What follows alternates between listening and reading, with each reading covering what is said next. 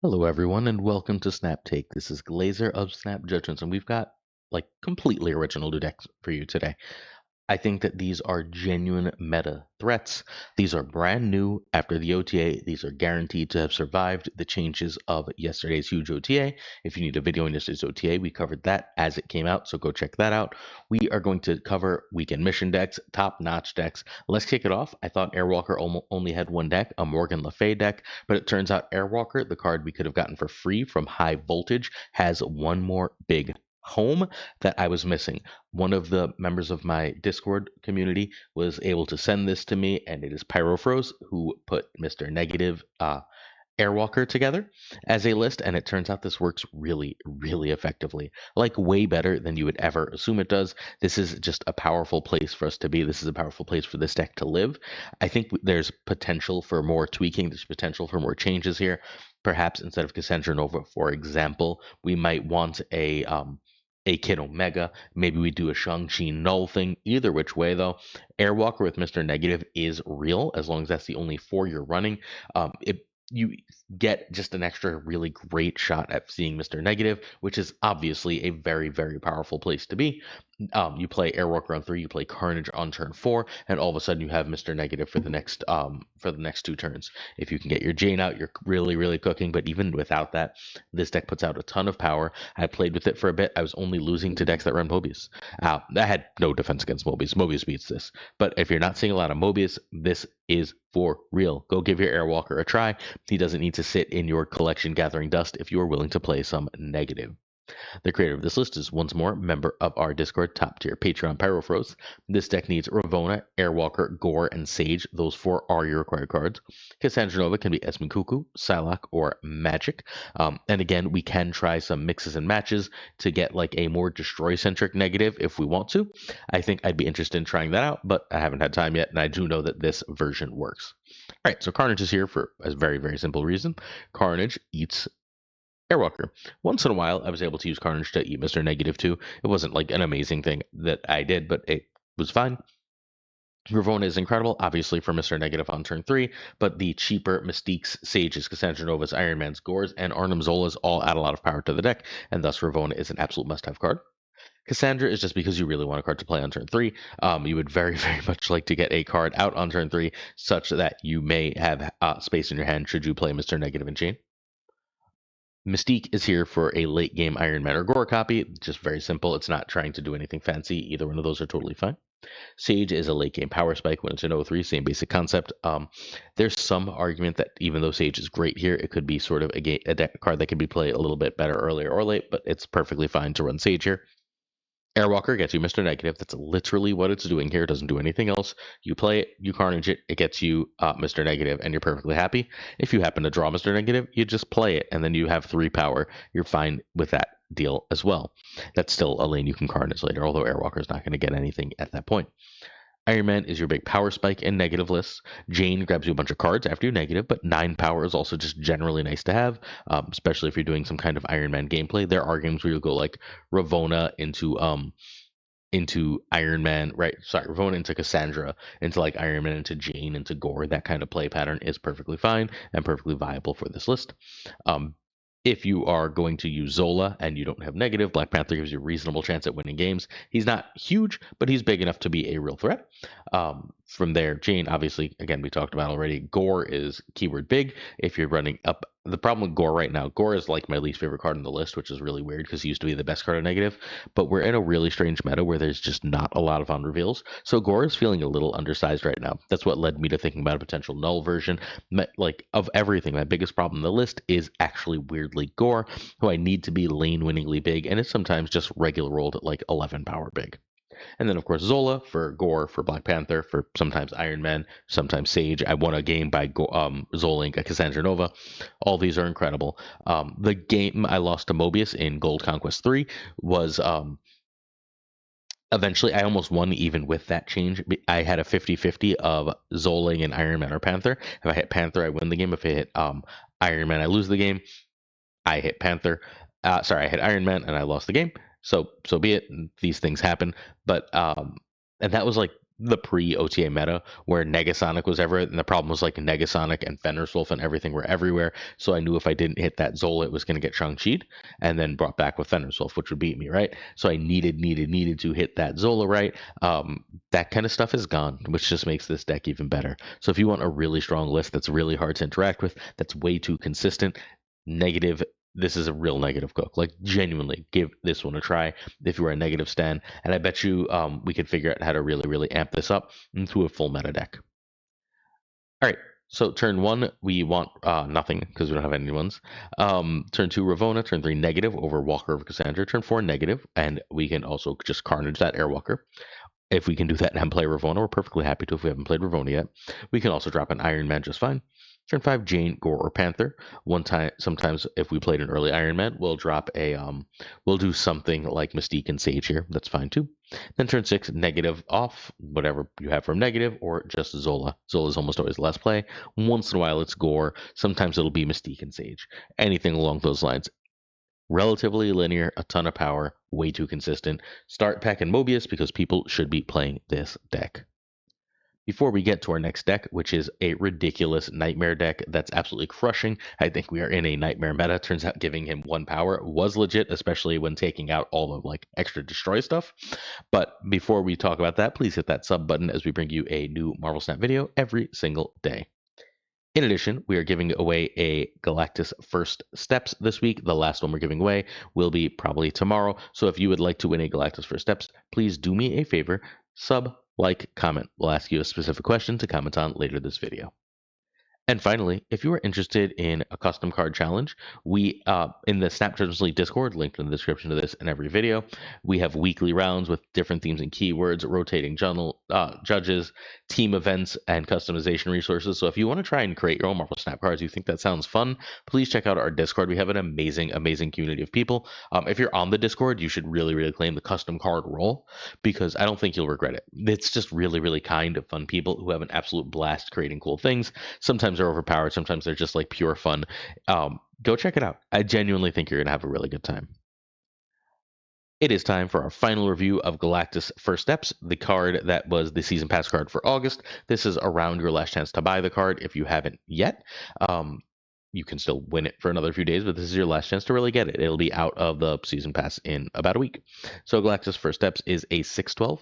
My Herald is the next character I see you play. End of turn, +2 power if you're winning my Herald's location, if in hand or play. This is the best 6-drop Marvel Snap right now. I don't think it's especially close. Stuff like Doom and Zola and so on takes a really, really big hit from Stardust. Goliath, I guess, is close, but Goliath feels shockingly small in this metagame. This is just like, your Goliath is 9 power, right? But then you have 8 power worth of Gladiator, and it's just like Goliath just doesn't feel quite that big in that situation. Plus, everyone's playing for priority. They're playing things like Galactus First Steps to get priority. I think that this is a must-have card. I know it started out the season with everyone going, this needs a buff. This isn't going to be good.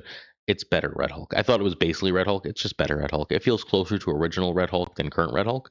And it's not quite as good as original Red Hulk, right? But it is very, very good.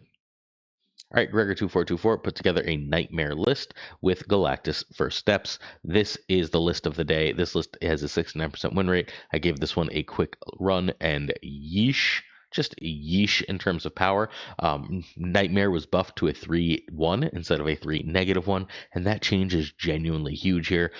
Used to play, look, you'd play like a Starbrand in a Nightmare lane, and you were sitting at 9 power, and you would just be frustrated because now you're Shang bait, and you have nothing going for you, and that kind of thing just gets really annoying.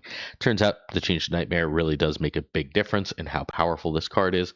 Let's talk about it. So you can find Gregor, the creator of this list, at twitch.tv/Gregor2424. He's a friend of the show, one of our favorite people in this whole game. Go check him out if you haven't.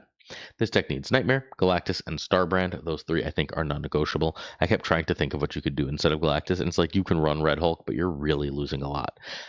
Surtur can be Mobius or Gladiator, or sort of any good 3.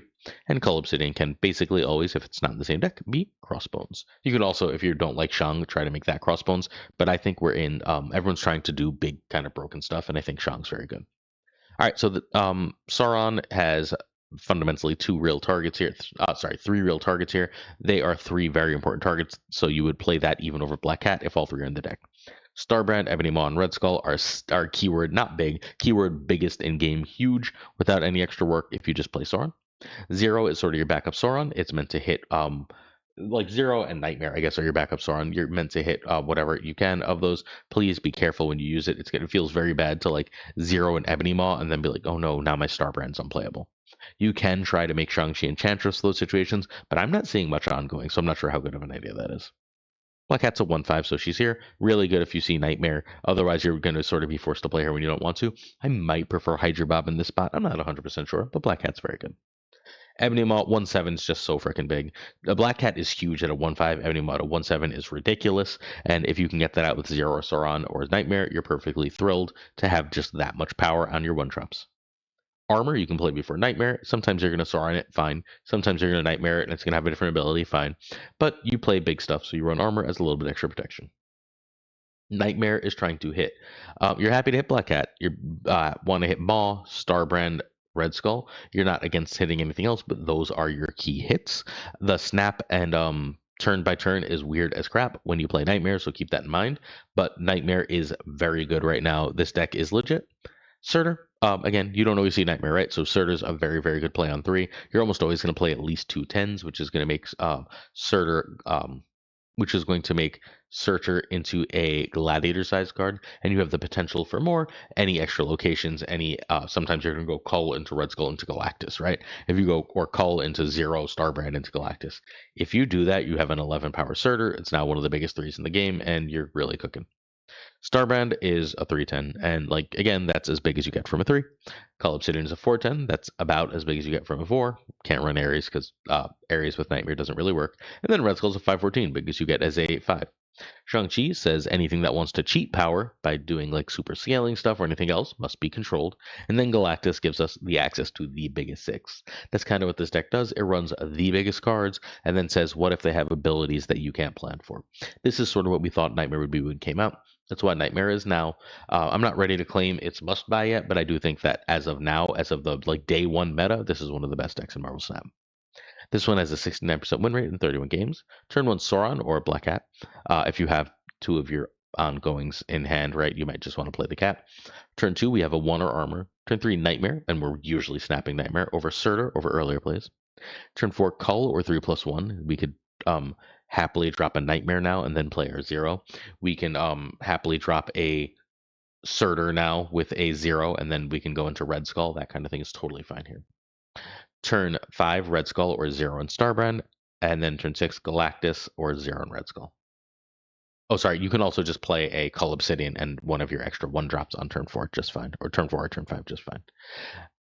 Pure points, pure power with a bit of unpredictability. That unpredictability really takes this deck to a new level. Again, we thought Nightmare would be great. It needed a buff and a meta shift because they made Control too good, but I think we are finally at the point where Nightmare is great. Come check me out on stream. I should be streaming about 8:30 p.m. Eastern on Friday night. I'm going to be streaming whatchamacallit. I'm going to be streaming the podcast. We're doing the podcast. I'm not 100% sure who's on, but we're going to talk OTA and more. Come check it out. And next up, our season pass question is: are you excited for the Nightmare buff? Do you think it's better? Do you think it's enough better? Is this just much ado about nothing? Where do you land on this immediately? All right, Cosmic Ghost Rider, our last card for the season pass is Cosmic Ghost. Sorry, our last card that came out this week that'll be in weekend missions is Cosmic Ghost Rider. That is on reveal or remove the text from front row enemy cards here. I still love this card. I think this card's incredible. It's a little worse without Negasonic everywhere, but it is still very strong. And sorry, without Werewolf everywhere too. It's still very strong. It's still a very strong card. There's still enough stuff out there that it's really hitting. A lot of the power of things like the previous deck is they're not rocked by Cosmic Ghost Rider. But what I think is probably the best deck right now is like an Invisible Woman deck or a Bullseye deck. And Cosmic Ghost Rider is so good in those matchups. It's just so good in those matchups. This card is going to be slept on, and it's going to just get better and better as Viv Vision is coming, as we're about to get a bunch of move cards. And this card is great against move cards. Get ready for Cosmic Ghost Rider, friends. Get ready. All right, so Duma Luma has one of my favorite Cosmic Ghost Rider lists. He took the Sandman list. I don't remember who made the Sandman list. I'm so sorry. That Sandman list I really, really loved. That was running Surfer First Steps, who is now a 3/5. Yeah, this is a deck that the hell. Yeah. Okay. Sorry, it's not showing the updates for whatever reason. Juggernaut's a 4/5, and Surfer Steps is a 3/5. So this is a deck that got both a nerf and a buff in the OTA. Don't matter. This is still one of the best things you can do. Zumaluma is another one of our patrons, another one of our community members. Um, Regardless, this deck is sick. This deck needs Wiccan and Alliance. Galactus can be Magneto or Red Hulk. Galactus is less important here. Starbrand can be Galacta or any four you're happy with on turn 4. Um, Turn 5, we want Surfer First Steps, which could be also Mobius. I think Dumalum actually changed it for Mobius. I prefer Surfer First Steps because it's very easy to get the double Wiccan. Speed can be Gladiator or your biggest three, and Cosmic Ghost Rider can just be Sandman. I'm not 1,000% sure Cosmic Ghost Rider is better than Sandman here, but I really like the idea of being able to re-trigger a Juggernaut and get rid of things very quickly, or re-trigger a Killmonger. I think that that's a really powerful place for us to be in this metagame right now. So that's why those are here. Yeah, I don't know. That's the life I'm about, friends. I don't know where you're landing on this. Quicksilver and Domino are here because they get our Wiccan if we see Wiccan, which is very strong. Juggernaut, and now a 4/5. Wiccan decks are especially good at playing that. You have in a Wiccan deck 8 energy on the last turn, which means you can still play Juggernaut and Negasonic. You can still play Juggernaut and Surfer for Steps. You can do all sorts of powerful plays like that, Juggernaut and Killmonger, without feeling too bad. If you get the double Wiccan and you have 10 energy, which is a real thing that happens in this list, you can do things like Juggernaut and Alliance or Juggernaut and Galactus First Steps, which is really stupidly strong. Um, Killmonger, there's a lot of ones out there. Victoria Hand is one of the big winners of the recent OTA, in that the only thing that got hurt from her decks is Juggernaut, and thus what was already one of the best decks gets another step upward. Negasonic is really good, and people have stopped playing around it because of the current metagame, the current changes, so enjoy her power. Speed is just the biggest three. You're going to hit your curve on 1 and 2, right? 99% of the time. So speed is really great there. From there, we're going to go Surfer, who, again, we've talked about earlier. Surfer for Steps is here for Wiccan. You're happy to hit Cosmic Ghost Rider. You'll take an extra Juggernaut, Killmonger, Alliance, but it's really here because double Wiccan is so strong. You can, if you would like to, add Sandman over Cosmic Ghost Rider to have a second great hit there. Wiccan's a ton of extra energy. Stardust says, I'm not going to let you cheat to beat me. Same thing as Cosmic Ghost Rider, right? This is like proactive tech outside of Killmonger. It's saying you cannot cheat you can't like just scale up or like cheat things into play and beat me. Alliance is the same concept, except it also doubles as a protection for your scaling cards. And then, of course, we have Galactus First Steps as just the biggest things. If you've locked up the game, Galactus First Steps wins it for you. Turn 1, Quicksilver. Turn 2, Domino. Turn 3, Surfer First Steps of Wiccan over Speed over Negasonic. Turn 4, Wiccan over Starbrand. Starbrand is definitely the wrong card, Stardust. Turn 5 is a 6 or first Ghost Rider. And then we're doing Juggernaut Killmonger. We're doing Juggernaut a 6, or we're doing a 6 Killmonger. We got all sorts of different plays. We can even do something like Killmonger and Cosmic Ghost Rider on turn 6. We have a million different plays and a million different patterns because we have so much energy for this list. That's ultimately what this does. It says I have a ton of energy. Good luck stopping me. I think this list is absolutely sick. There's a million varieties of it. Feel free to mix and match your cards, but enjoy your free cubes. Question of the day. Our friend Kazushi asks, on paper, there's a lot to test and try out with several new cards on the first day of the season. But since most players have to manage their resources, almost no one's actually playing the new cards except content creators who have to test them for their audience. A lot of people seem to be thinking they have to wait and see before deciding because there's just so many. When it was only 1 or 2 new cards that would come out, people would say, okay, we should wait until the weekend, but if one looks cool, we like the character or the playstyle, you just get it and try it yourself. Now, hardly anyone seems to do that, mostly just stick to tried and tested decks. The start of a new season doesn't really feel as new as it usually does. Um, this is a little older question. So there were only a handful of new cards showing up, some not seeing even ones. I think the season start feels more boring. What are my thoughts about that? So ultimately, I think the difference is they're underpowering a lot of the Series 4 cards that they released at the start, so people aren't experimenting with them as much. And Galactus wasn't that exciting, right? Fantastic Car last month wasn't exciting. Surfer First Steps wasn't that exciting. Galactus ended up finding homes, but didn't right away. Fantastic First Steps was everywhere, but like it wasn't creating new decks. It was just sort of going in stuff. So I think it's been sort of that like the cards that they've released at the start of the season, even though there are a lot of them, haven't been changed the meta cards. They haven't been build a deck for this cards that are quite good enough to do it.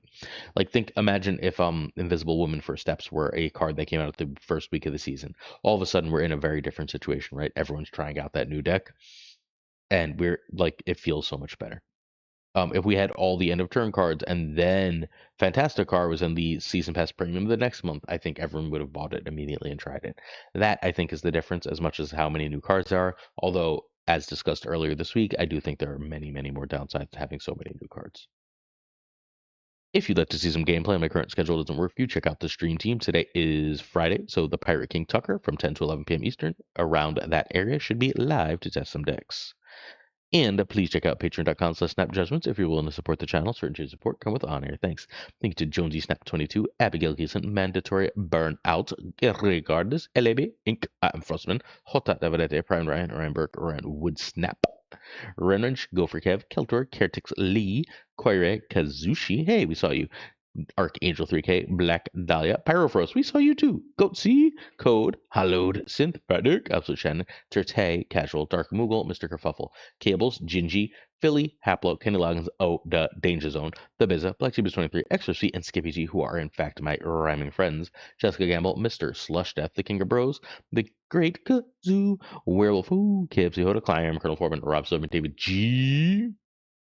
Movefield, Steven, Brian Kaufman, Tristan Martin, Jason Ba, Matt V, Corin, John Q, and Jimmy Mick Q Town, You Stout, Eighth Sage, One Big Man, Cactus Jack, Reapser, Steve O, 1 through 1, Yo Marco, Ted Pro, Quid Pro Joe, Snap Decisions Joe, Pickety, Boom, Bop, Bricks, 2 Click, hopefully enjoying your vacation, Green Goblin, Unibot V2, Flam 56, Spectrum X, Hoot, Only Fox, Matt H, DJ by Hijinks, Don't Frickin' Flex, Nick the Geeky, Toxie, Toxic Soul King, Zodric 74, The King of Killa, JJ, Dead Matt Falcon, Father Newman 2 times, Great Lord as the Parking Tucker, and of course, Gunny T. The T stands for This is Snap Judgments that you just watched. I hope you enjoyed it.